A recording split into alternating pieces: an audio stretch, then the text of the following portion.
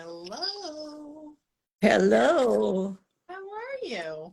I'm good. How are you? It's I'm beautiful here today. It's pretty beautiful here today too. I have sort of the sun in my eyes, so I'm a little squinty right now. But it's So, beautiful. Katie, I was thinking it would be fun for you and me and our audience to talk about what little people have said during our lifetime. I call it out of the mouths of babes. Interesting. That's lovely. Well, I can't think of anything right off the top of my head, but I'm guessing that you've got something. Yeah, yeah, I've got something from my kids and from grandkids and all of that. And so And before you even begin saying that, my question to you would be around that, what do you think is so special, important, authentic about those words that are out of the mouth of babes? I think we tend to just not pay attention to them. And I think it's important for us to listen to what they are saying, what their dreams are talking about, Mm, and encourage that inner words that come from within us. And when the little people start saying these wise words, record them at least in our memories, mm, and uh, let's invite our audience if they have stories like that, which I'll take a few that I'll go through, and then because I have them from my kids and my grandkids, and uh, let's see where we go with this, because it might uh, activate interest into ways in which we can really um, understand what the next generation is coming up with and what we're going to mm. be. People are asking, here's, I got it. People are asking me from around the world um, about things that have told me, certain secrets or certain, they have questions. And then I think back on how my children and my grandchildren have opened doors of awareness for me so that I could see what it was that they were projecting in their future. Hmm. In other words, people ask me what has happened during my life, and well, I don't know. I you don't know what the future is going to be, but there are ways in which we can listen for it. Mm. And again, that goes back to, your 5 L's of just Right. listening with love. Which is understanding. Right. Yeah. I love that. Okay. Well, I think that'll be fun. I'll Yeah. bet you'll be there. Some amazing things that people will People, say. yeah. Okay. Go. Oh, wait. Somebody just said, I did it by my own was my fave refrain from my daughter when she was tiny. It's cute, but it also says something about how important it is for all of us to feel self-efficacy. I love that because it ties right into what my oldest daughter said when she was maybe 3, and she was trying to tie her shoelaces. And she wasn't doing a very good job, so I went over to help her. And she stomped her little foot and wagged her little ponytail and said to me, I'd rather do it my own self. And so I said, oh, okay. And I backed off.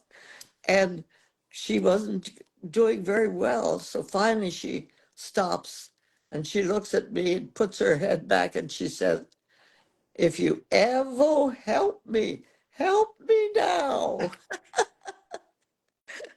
So for me, that's the kind of understanding that little people have sometimes when they are trying to do something themselves and they really think they can do it, and then they can't. But if we give them space to recognize that and call for help, I think Right. that's a big lesson. Because, Absolutely. some of us don't, it takes us a long time to understand that. Yeah, and the beautiful thing about that too is, how many times did we just say, "Oh my God," as the parent, like, "We got to get out of here. I don't have time to wait for you to tie your shoe. I just got to tie your shoe and let's move." Yeah, And so, again, then what kind of message is that sending? So I love that. And yeah, somebody, hang on, somebody just commented something. Where'd that go? Oh, your this would be your grandson, John McGarry. Christy's daughter said something similar. No, I do it self. yeah. Yeah. Yeah. Well, and then I'm just thinking of different things that the little grand people. When my uh, grandson Taylor, David Taylor, was about 3, and we were going up for Christmas, and I knocked at the door, and he opened the door, and he stands there, he looks me up, and he looks me down, and he looks me up again, and he looks at my face, and he says, "You're a good person," and he walks away. Now, I had no idea that this 3-year-old was looking for who a person was that came to the door. Interesting. And another, a very similar one, um, when my son David was, maybe 8 or something like that. After church, our minister used to call us to get those of us that wanted to talk about the sermon or something, and just have a discussion. So I'm sitting in the front row with my daughter Helene, my son David, and I'm sitting beside him, Bill's sitting beside me. Well, we're on the front row there. And David raises his hand. Well, Helene pushes his hand down. She's 2 years older than him and she knows better. So he raises his hand again and she puts his hand down. And finally, the minister says to him, "David, are you trying to say something?" And he says, "Yes, I am." He says, there are two kinds of people who have open faces and people who have closed faces. And I like the people with open faces." Wow. And then when he was an adult and he's an ophthalmologist, he came, he lives in Flagstaff and works up there. He came down here one day and he's telling us, he says, uh, there's a guy up in Flagstaff, he doesn't like me. I don't understand that. I like me. So, how the wisdom of the little ones doesn't go away if we're listening for it and Yeah. waiting for them and expecting them to say something. Now, their siblings probably won't appreciate it, but if we as parents are watching for it, woo, what happens? It's amazing. It's amazing that you remember these Well, we talked about them. We really uh, were because you worried. recognize them in the moment. Right. Yeah. And, my parents uh, paid attention to what we were saying. I Hmm. listened. Remember, we talked about my grandmother and Dubaba Sufil? Did we say, was that? Say it No. again. Oh, I've said so many things So I many don't things to remember. so many people. Yeah. I have to turn this. I can't keep looking into the sun. So keep talking. Okay. My grandmother was from Germany, came over after the World War One, and we had come from India for a furlough, a 2-year furlough. Okay. Every 7.5 years, my parents got that chance. So we came over, and I was 2, and I was meeting my grandmother and everything. And so she was talking mostly in German, and I was talking Hindustani. I don't know what I was talking. Anyway, she and I went down to the basement. She was doing the washing, and she's talking away in German, and I'm saying whatever I'm saying, and she turns around and she says to me, "Do babbel zu viel," which means you talk too much. And I put my head back and I said, "Do babbel zu viel yourself." Wow. And these family stories that come down are repeated and repeated, and they're really funny. Yeah. Wow. So I don't think I knew that your grandmother came from Germany, that she was born in Germany. Yeah, she was my mother's mother. Your mother's mother. And what was your mother's maiden name? Seal, Siehl, and they lived in Cincinnati. Hmm. And here's another thing, going because I just remembered it. My grandmother found out about my birth through a what is it? Instagram, a cablegram. Now, Right. a cable. Did I mention Yeah, this? but say it again because we have lots of new people that come on every week. Okay. Well, in 1920, Hmm. there was no other way of getting the information to from India to Cincinnati except by cablegram, which meant that my dad had to go into town, wherever that was, and find a place he could do this. And then each letter of the cablegram was paid for separately. So the cablegram that uh, I have it starts out with let's see, Seal, Siehl, my grandmother's name, Cincinnati, no, Ayton Avenue, Cincinnati. That's the address. There's nothing else Wow. there. And then the message was, "Girl, well." That was it. That's Wow. how. Oh, and my dad's uh, uh, name, Taylor. So that's when you consider the fact that here we are talking about anything that we want to talk about, really. Right. And at that time, that's the way a very important message got from one family member to the other. Mm. Yeah, it's amazing.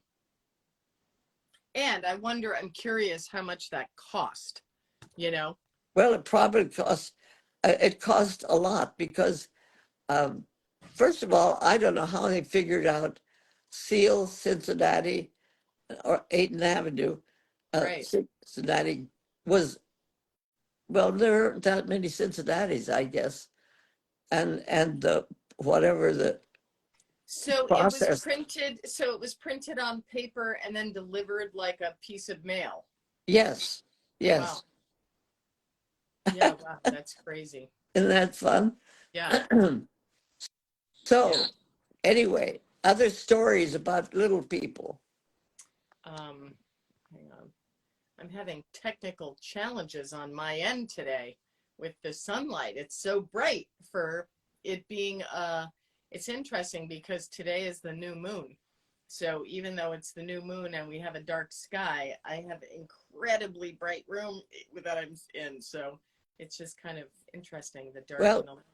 I've got a couple other stories if the audience doesn't. Yeah, nobody's chimed in yet. So we'll just say if anybody has any stories of things that they said as children or their children have said that, just were outstanding, something you remember, Put it in the chat. Yeah, this is like my son John that helps me here, retired Presbyterian minister. He was 7, and he came in and he walks into the living room and he says, "I wish Jesus was here." And I said, "Well, I do too, but why you?" He said, "Because I got questions." And I said, "Well, try me." And he says, "You don't have the answers." And I says, "Well, just give me a chance." So he says, "Okay, how can God be if it never got started?" I said, "Oh, uh, maybe," I said, "maybe it's like a circle. It doesn't have a beginning or an end." He says, "I knew you didn't have the answer," and he runs off. Oh my God. And then my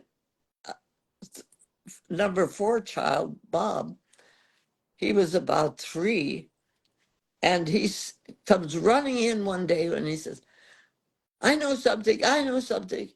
And I said, "What's that, Bobby?" He says, "If I make a friend and he makes a friend and he makes a friend, it's going to go all around the world and come back to me." And of Love it. course, he's a psychologist. Yeah, right, right, You right, right. know, it's that kind of uh, awareness that these, as we as souls come into this dimension, have memories of. Now, maybe it's not something that our children remember or grandchildren. Maybe it's something we remember, Right. So maybe our audience has something like that. If you don't, let's just try to think about it. Right. So somebody posted, they said, Grandma, I don't like your angry face was one my son came out with. It did not help the situation. Ha ha. So somebody reading body language in a moment that probably wasn't a fun time. And then your grandson said, Ian, asleep in the bed, sits up and shouts, I'm ready, I'm ready, I'm ready. I'm ready for you to get Fruit Loops. Then immediately went back to sleep. CFA.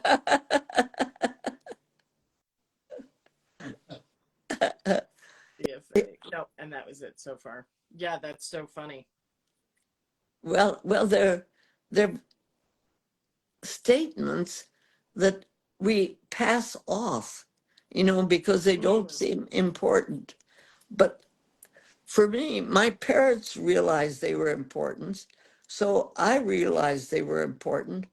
And it's that kind of actually looking for, and like you said, Katie, the 5th L is listening with understanding. Mm, And when we listen with understanding, there's there's a lot to be learned. absolutely. Somebody said, I love this. I will definitely be thinking on this. So they don't have any stories right now, but they will think about it. Well, if you don't hear about it, if all you've heard is, "Oh, that's just a dream," or if it's, I know that I've talked, at least to 2 or 3 people when I've been talking during this period of time, Mm-hmm. who have mentioned the fact that they went into a profession which they really didn't want to go into, but in order to please their parents, Mm, they went into that profession. And now they're thinking about it again and wondering if they're uh, not too old to start looking. And the story from that perspective is, I don't think you're too old to start looking for, if something isn't fitting you right, you don't have to keep wearing the same old clothes. right. You know, you can buy new clothes or you can get new something that allows you to express what this inner urge is that and you came into this world knowing. But you probably got squelched, or nobody was listening, so it wasn't important. Right. But as I think about these important things that these little people say, I think it's messages that are come straight from the almost from the angels. The Mm. angels have been talking to them, and let's hear what they have to say. Yeah, I have a couple of thoughts on that. One is which, often people will talk about if you go back to what you really loved doing as a kid, that is a really helpful way to figure out what you should be doing, what brings you joy. Yeah, That, to if you're thinking about redoing your occupation or just trying to figure out what it is you want to do with the rest of your life, go back to those times when you were little and what did you love to do. So that kind of goes with what you're saying. And somebody also just posted, when my niece learned my father died, she asked if his heart got tired. She said oh, people usually dies because their heart got tired, oh. except if they got hit by a car or a bus. Isn't that lovely? Yeah. Yeah, yeah. And it's as we look for those things or listen for them with the young ones, we'll hear them because I think they're saying them and waiting for somebody to have listened. Right. Somebody, you know, like Bob when he came in as I know something. Mm. You know, it's that kind of a inner knowing that. Well, and I told my parents that I was a doctor when I was 2, and my granddaughter. I have 3 granddaughters who are saying the same things to their parents. In Wow. fact, Lucy, when the COVID was here, and she had to go get a shot, and she was having a conniption fit, and she didn't want a shot. She wasn't going to get it, but she had to go anyway. She was, I think, about 6 or 7, and so she went and she got the shot.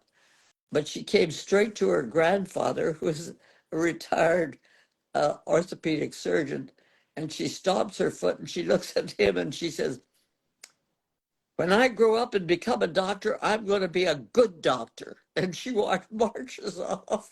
She was Wow. mad at the one that gave her the shot. So she, Wow. you know, it's Um, somebody is posting, I'm an elementary school teacher and I can attest to children possessing this wisdom. I am always surprised by their insights and perspectives. They revitalize me. Well, that's great. yeah, Yeah, yeah. I would think as a teacher, yeah, you would hear just so much in that sense, even though you have a classroom full of 25 children. Um, It's hard to remember. You hear it and mm, it sounds, oh, that's and if you don't start either talking about it or writing it down or something, um, it it doesn't. stick. Yeah, that's right. That's right. Yeah. So what I really love in telling these stories is the fact that they really happened. It wasn't just somebody thought it would be a good idea.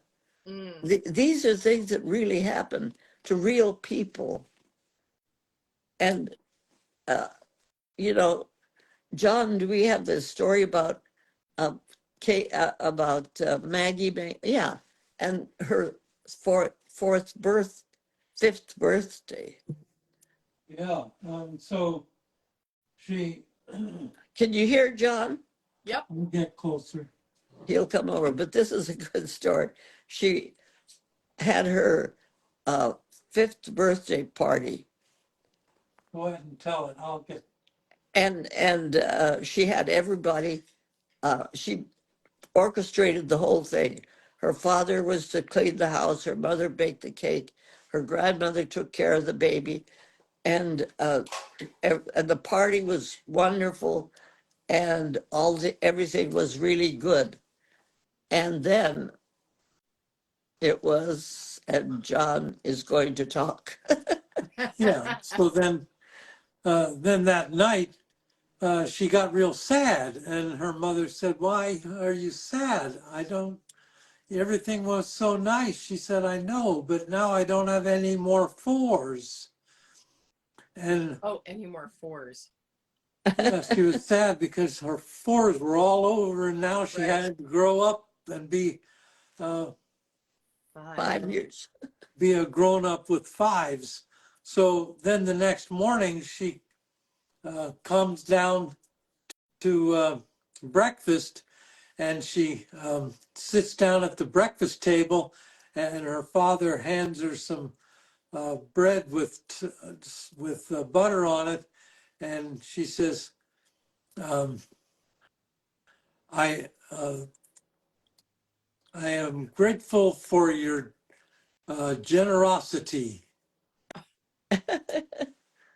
And Surprised everybody. Didn't know that she knew the word generosity. Right. Wow. You I know, love that. so she's got to anybody, be grown up all of a sudden. yeah, Yeah. yeah, she's done with all her fours. Now she's, Well, one of the things that all of this is bringing up, and I guess this would be telling as to the way that I parented my children, but I just feel like our society, especially in North America, in the United States, has such a fast pace. yes, Everything is so, school starts early, then right after school they have, sports, or they have to get to this and get to that, and both parents are working, and there's just like it's this constant movement. And I know one of the benefits about COVID was that it slowed everything down, and people were at home and they couldn't go out. And so, in that sense, there was such a beauty in that. But in general, I feel like we live these fast-paced lives that would have you rushing past these conversations, and the distraction is so great from kids being on their phones or having whatever's the Instagram, and all like the social media, and there's just so much distraction that I do feel like we are taken away from the listening. I think so too. And then top that off, we took away the arts from the high school. Mm, You know, uh, no wonder they're 19 and 18-year-old boys who know nothing about death or love, right. and go around shooting each other. If we don't accept our true humanity and the tender parts and the light, the things that light us up, and allow our soul to speak its what it needs to speak, then I just I think the technology is wonderful and I love it, and I think it's amazing that we can do this Mm-hmm. and talk like this. But if we don't use this kind of conversation to recall some of the vital aspects of our own being, we're We're missing where an are, opportunity. yeah. So Right. as each one of us begins to think about this and think about the fact that what what I'm so in awe of is I'm able, and in the process of talking about this kind of information to people around the world, Mm-hmm. in in Africa, in India, in Zambia, you know, I mean, people are people. We humans are human. And we've gotten so uh, technically oriented, which I think is wonderful. And I think it's amazing that little people could use a Yeah, do their iPhone or a tablet or all of that. you're right. But if we don't pay attention to that waking up aspect of our soul, Mm, when we're like getting up in the morning or going to sleep at night, or or having as parts of our day, when we move from one aspect of our being into another, we may just be losing. Now that this makes me so sad, mm, losing that very inner core of ourselves that's trying so hard to get through all the kerfuffle and noise, right. that we really,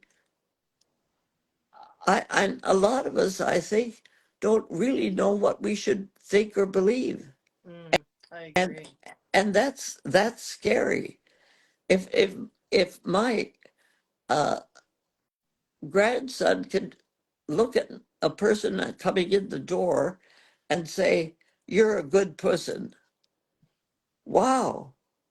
You Right. know, how much do our children see when they look at us? How much do they uh,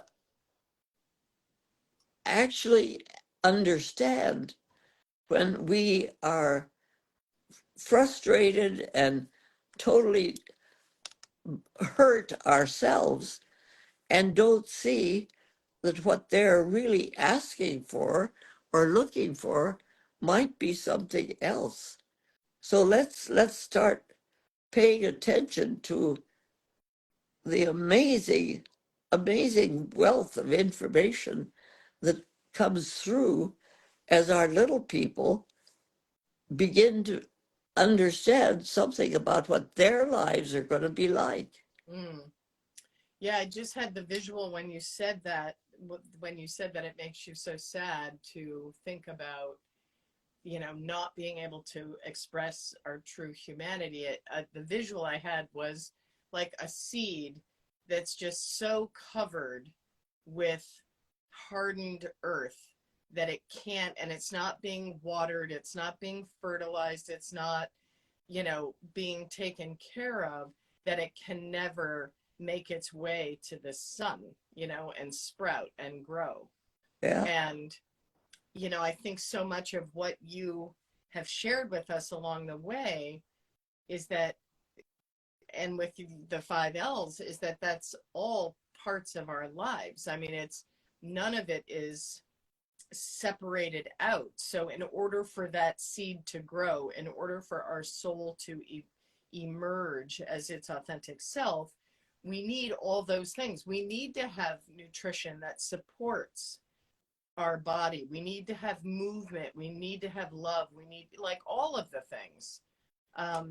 It's just, it's so, yeah, I mean, it's no wonder that that is what you have been sharing with everybody for so long, is the essence of these five L's, to just have everyone emerge as their true authentic self in the best way possible and the healthiest right. way. And another aspect of what we have swept under the rug is the wisdom of the old people. Well, for sure. You know, when well, we when it's so sad when people start to lose their memory a little bit. We medicate them. Right. I mean, I, I think I have mentioned this. I have a psychiatrist, a friend of mine who teaches at the medical school here. He told me a story the other day that follows into this. He works with the residents at the medical school, and he was going to meet one of the residents at a patient's door as they saw that patient, And when he got there, the resident said, well, we don't need to go in and into this room. And my friend said, what do you mean we don't need to go? She said, well, he has Alzheimer's, so he won't understand anything we say. And my colleague, he's a wonderful psychiatrist, friend of mine. Anyway, he says, what do you mean we don't go in? He said, don't you see there's two people in there? One is a man who's has Alzheimer's, but his wife is in there with him too. And she is waiting to get some information with love that she can share with him in a loving way, that she can help him understand in his own way, whatever that is right now. She knows how to work with him and get this message across.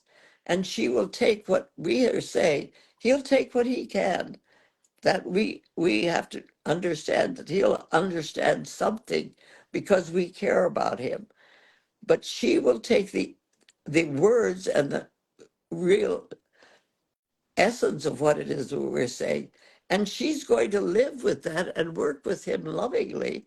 And there'll be an ongoing process that we don't understand, but here it is. And it's our opportunity. And we also have to go in and touch them. Right. Because that touch is vital. And so he was saying to me, we just need to re-energize our medical community about the importance of what understanding with love can do to help a patient. We have no idea what's going on in his mind. Sure, that's right. We don't know. Right. But his wife does, Well, and and don't you? she is living with it day by day, and tried in her own way to continue to love him and work with it. So I think it's that the older people still have knowledge and understanding, and they've lived through all the things that are going on. Right. And for us to just plain medicate them without going any further, we get a diagnosis of dementia or Alzheimer's or something, and we medicate. Oh, I don't know, but I I babble when Well, and I also think I agree with you, but and I also think that there's, the subconscious, the energetic body that even though his conscious mind, because he has Alzheimer's, using that as the example, can't understand what the doctor is saying, like you said, if they're coming from love and they're coming from, hey, we're doing all that we can to help, somewhere that is going into that being. And right. whether that being can't respond and say, yes, doctor, I understand, doesn't matter. So I totally agree. I think, yeah. Because Um, that person is still a living person. absolutely. Life Absolutely. is still going on for whatever reason Right. within that person, and we can't just uh, medicate Ignore it it. to foolishness. Right. So I want to share this. Somebody, you're going to like this one. Somebody, well, you like them all, but somebody said, my daughter used to tell my husband how she used to take care of him when he was a child, as she was his grandmother. This went on for years and used to be so accurate. My husband would verify with astonishment. That's so great. Isn't that wonderful? Yeah, it's so interesting when I remember trying to, I wanted to foster that with my kids and ask them, who they were in their past life and, all of that stuff. But I know there's so many stories about that where children remember who they were in a past life or how they were connected. Like you told that story of the woman who had some abortions. And was it that the daughter came back and then, I mean, they finally had a daughter and she said, I remember when I was in your tummy. Right. Yeah. Um, That so, story helped me understand about abortion. I, yeah. you know, I just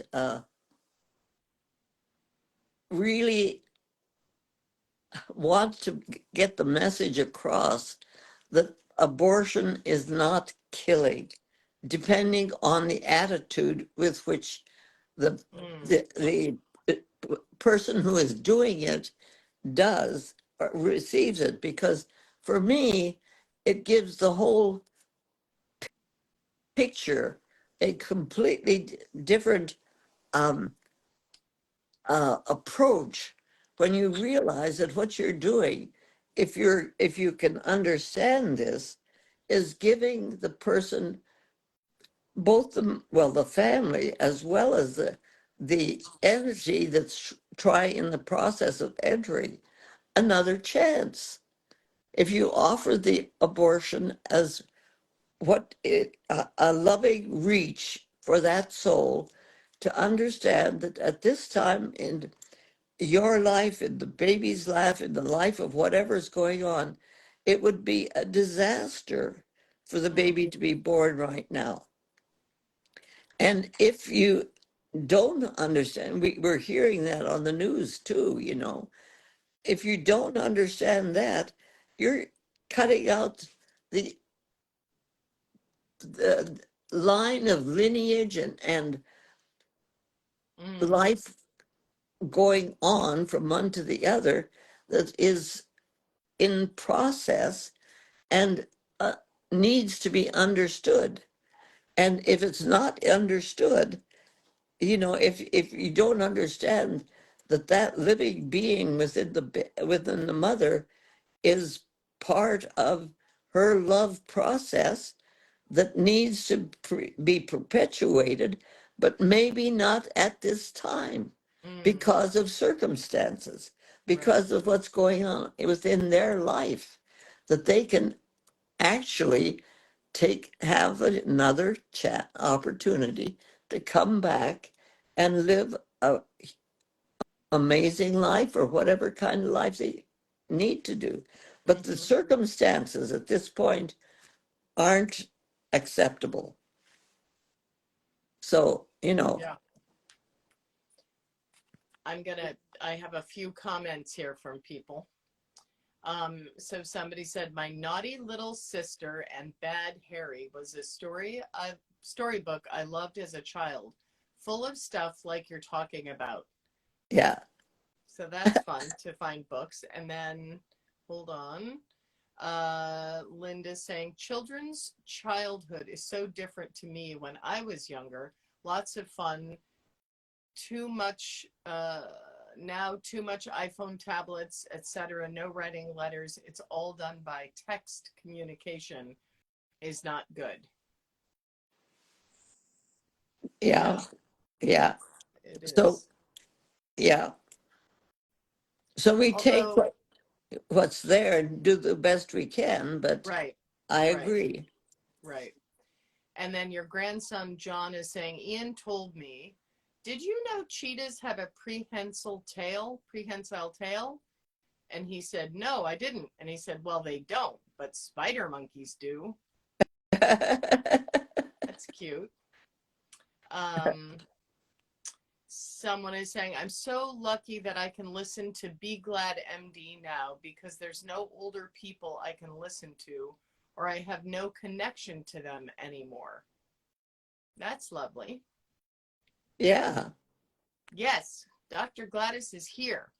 And somebody else is saying, my Marcus, who was 7, has a gift of knowing people when meeting certain individuals. He will ask them about their farm, or it's just amazing, as if we have known them for the whole time. That's cool.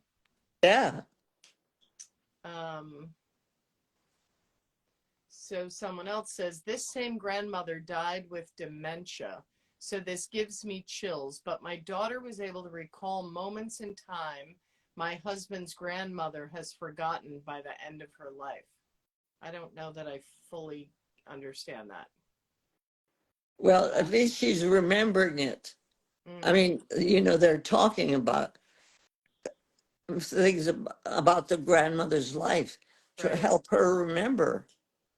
right. Yeah, Somebody is saying, thank you for sharing your precious insights and wisdom. This weekly time is teaching me and enriching. I hope the lives of those I love. Oh, that's lovely. yeah.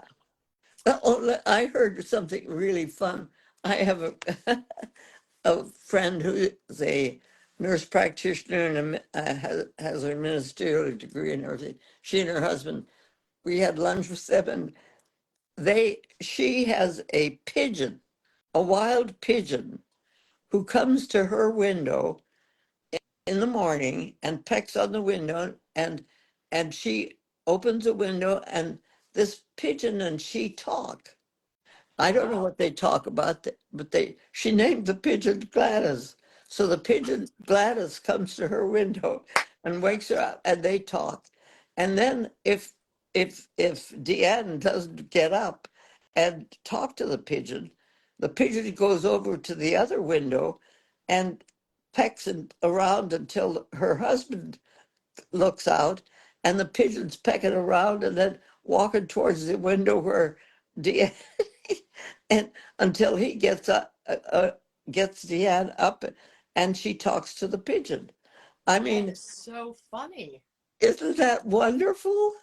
Yeah, I mean, that makes me feel like they were connected in a past life and, still want to be. And she So good. names. So I'm now. So John has written down my genealogy. I mean, whatever it is, Progeny. my progeny.